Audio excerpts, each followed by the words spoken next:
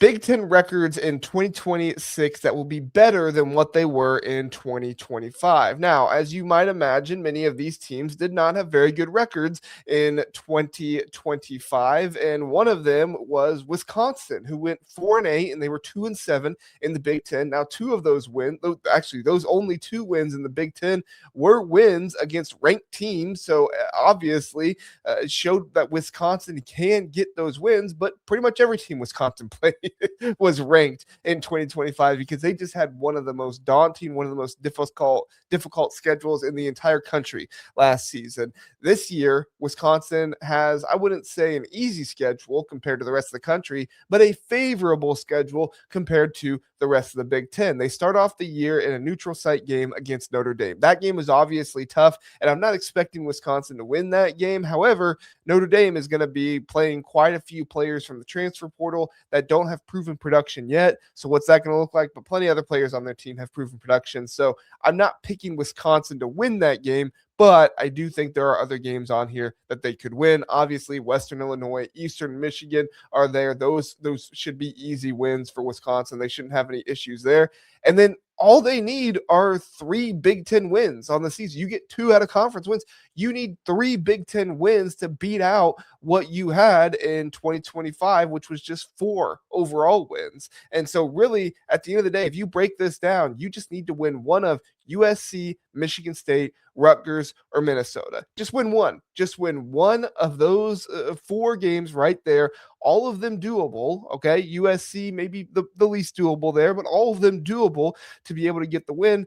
And then just win 2 of UCLA, Maryland, or Purdue. Again, those are more winnable games. I think at the end of the day, this is for sure lock it in at the very least 5 wins for Wisconsin. Even if you get a terrible situation like what they've gone through with injuries and stuff, I still think that this defense of Wisconsin that we have seen over the years under Mike Tressel can lead them to that. So the only potential issue here is if the team does start, say, 2-6 or something like that, because you do have a bit of a difficult start. Penn State being your very first Big Ten game, USC there pretty close. Who knows what Michigan State's going to be this season? You do get them at home, thankfully, but Pat Fitzgerald is a good coach, and we'll see what goes on there. But at the end of the day, if Luke Fickell makes it through the entire season, which he should, I mean, this is a conference schedule that is favorable for Wisconsin. They should be fine in this situation. They should make it to at the very least 5 wins. And even if they do start something like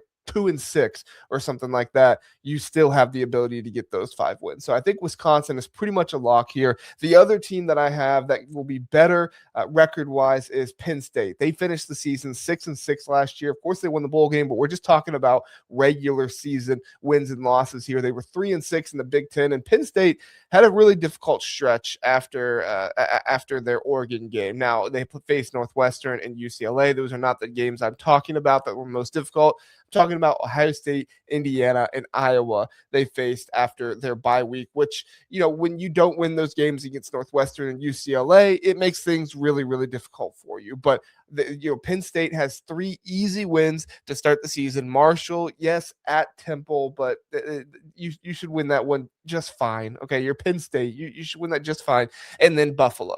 So you're going to have 3 easy wins right off the bat. And then you really only need to beat 4 of there's other tougher teams on here, but you really only need to beat 4 of Wisconsin, Rutgers, at Northwestern, Purdue, and at Maryland. So steal one of those 2 road games and then win your 3 home games that I just mentioned there, and Penn State will be just fine. I actually think Penn State has a good chance to get 10 wins this season. So unless they just completely fall apart or something like that in conference play, they're going to be totally fine. They're going to get over 6 wins, and I would not be surprised at all if we see Penn State at 9-10 wins possibly this season. I'm not predicting that, but I am predicting they're going to get more than 6 wins this season. You can write that down, book it, essentially. All right, Purdue is the next team here, my third team, 2-10 last year. Now, I will say for Purdue, this is a little bit of a difficult situation because they do only have one game that is not a Power 4 team. And I don't know why Purdue is scheduling this way. If I'm Purdue, I'm getting Notre Dame off my schedule. I'm getting Wake Forest off my schedule in the future.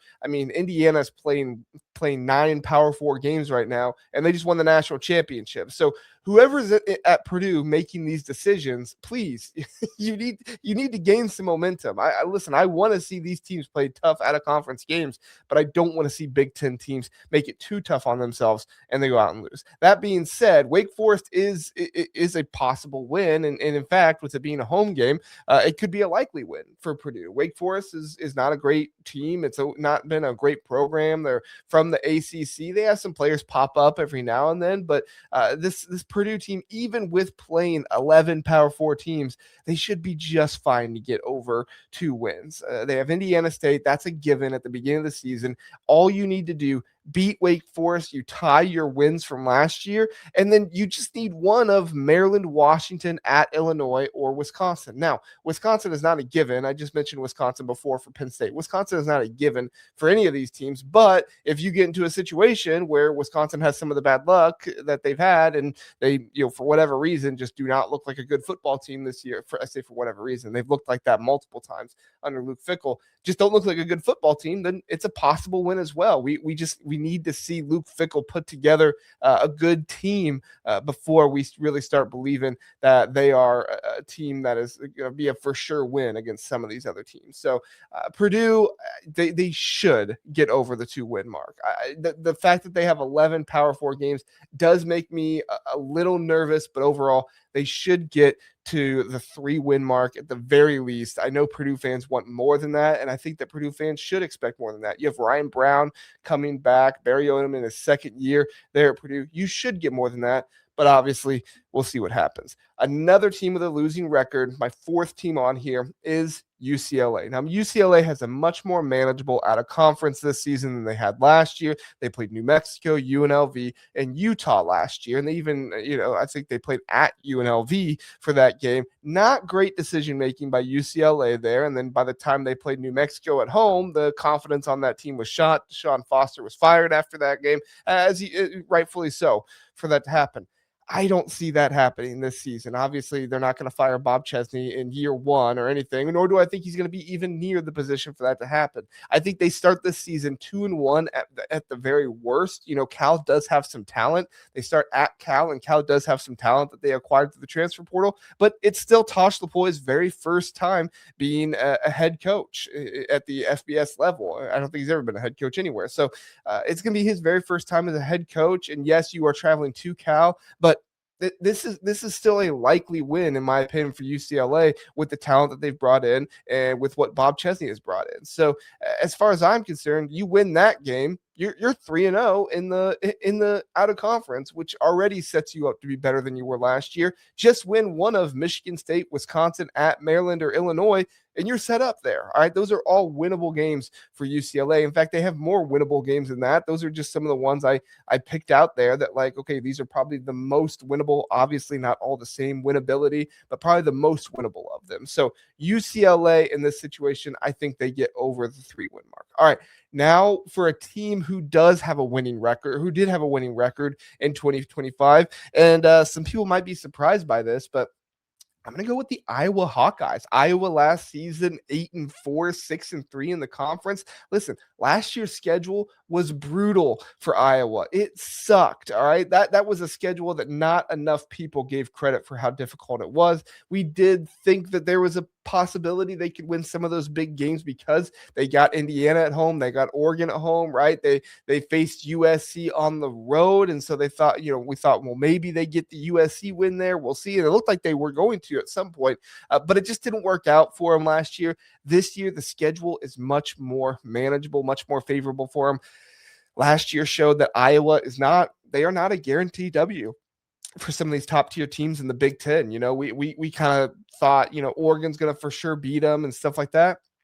It wasn't a for sure win for Oregon last year. It wasn't a for sure win for the national champions at Indiana last year. So, you got to watch out for Iowa. And there's 3 keys that I think Iowa needs to do in order to get to 9 wins or more next season. First off, you need to get the rivalry sweep. And this is not uncommon for Iowa. Iowa is used to sweeping their rivals, at least lately. All right. They do this quite often. If not, at the very least get 2 or 3 wins, depends on how many rivals they face. They do have three for sure rivals, but I count four on this schedule because of Iowa State, obviously. But yeah, three for sure rivals in the Big Ten. That's what I meant. Sorry. But Iowa State should be an easy win. I mean, with them losing a lot of their roster, new head coach Kirk Ferentz should take care of them, no problem. At Minnesota is tough, but they've also won their last 5 matchups at Minnesota. So, even though Minnesota does have some good talent this season and Drake Lindsey coming back, still think Iowa should get that win there. So they're 4-0 in their rivalry games. And then just essentially beat the teams you're supposed to beat. There's 5 teams on the schedule that you're supposed to beat, quite frankly. Northern Illinois is on there. University of Northern Iowa, UNI is on there. At Northwestern, at Illinois is going to be tough, even though Illinois does lose Luke Altmaier and some of those guys that they had brought back last year. And then you get Purdue at home. You should go 5-0 in that stretch, quite honestly. And you go 4-0 in the rivalry sweep, you're there. Now, what happens if you drop one of those? If you, for whatever reason, you drop one of your rivalry games, you drop one of those games, maybe it's the Illinois game on the road, whatever it is, you mess up and you can still win one of the other 3 that you have, because you have at Washington, Ohio State, and at Michigan. And this Washington team, who knows what they're going to be next season? I have them as a top 20 team, but who knows what they're going to be with Damon Williams, that whole situation and everything. We'll see what happens. Ohio State, they're going to have a really loaded schedule. Iowa's probably not even a top 5 most difficult game on their schedule. I'm not trying to be disrespectful to Iowa here. Just go look at that schedule. It's pretty difficult for the Buckeyes. And so maybe the Buckeyes are tired out or something in one of these games, and maybe they don't even need to be tired out. Like I said, they went toe-to-toe with both Oregon and Indiana at Iowa last season. So you can go toe-to-toe with Ohio State again, or Ohio State, another top-tier team in the Big Ten again. And then finally at Michigan, who knows exactly what Michigan's going to be next season, but with Kirk Ferentz, his experience, his guys and everything, and Kyle Whittingham coming into there, they could definitely get that win as well. So I really like Iowa's chances. As long as they take care of business with what they're supposed to, I really like Iowa's chances to contend for a playoff spot next season. Would love for Mark Gronowski to be there this year, but I trust Kirk Ferentz knows what he's doing with the quarterback situation here, and we'll see what happens.